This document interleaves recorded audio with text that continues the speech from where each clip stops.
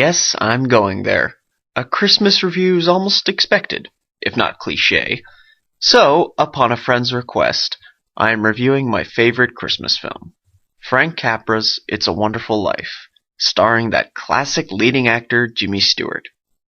This is a film that needs no introduction, yet always deserves one.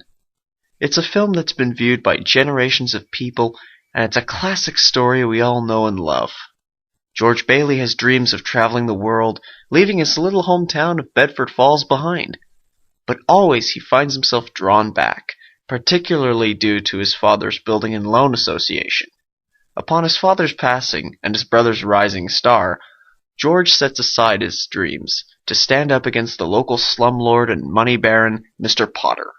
In a time before that name belonged to the good guys, Mr. Potter was always within a hair's breadth of taking over the small businesses in the town, denying poor people a chance out of poverty, or simply being that money-hungry villain we knew and loved to hate.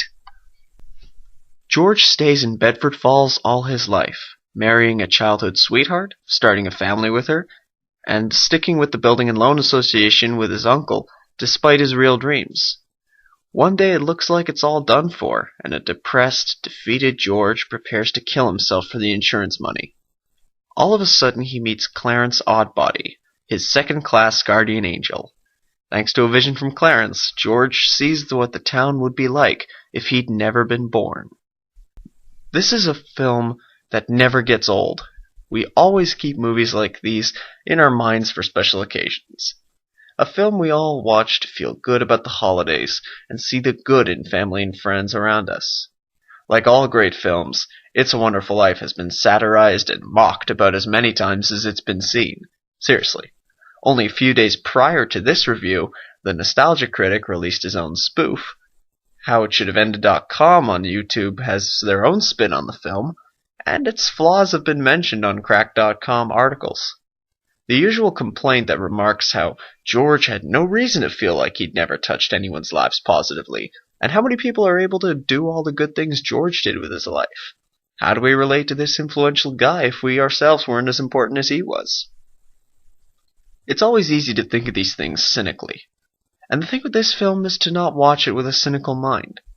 Capra's film is a call to the little man, standing up against the Potters of the world, seeing the simple goodness of things he wouldn't always notice. The film is about anyone seeing their own self-worth, because anyone living has touched someone's life in some way. And when you're sitting there watching George learn the value of his existence, we think of our own goodness, and the things we've done in our lives that left a good impression. And it might inspire us to go out of our way to do something nice for somebody this time of the year. This is in its own way the perfect Christmas film.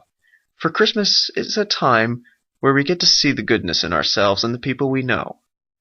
Religion doesn't have anything to do with it, in a way. I'm not a religious person, and while many people would call this a religious film, I can appreciate this film for what it is. This will be my final review for the year, ending the first full year of movie reviews. To my viewers, I extend my thanks for your support and your interest. To all you people of all faith or lack of same, I wish you the happiest of holidays, and if you want to have a feel-good film to watch with those whom you love, It's a Wonderful Life is a recommended choice.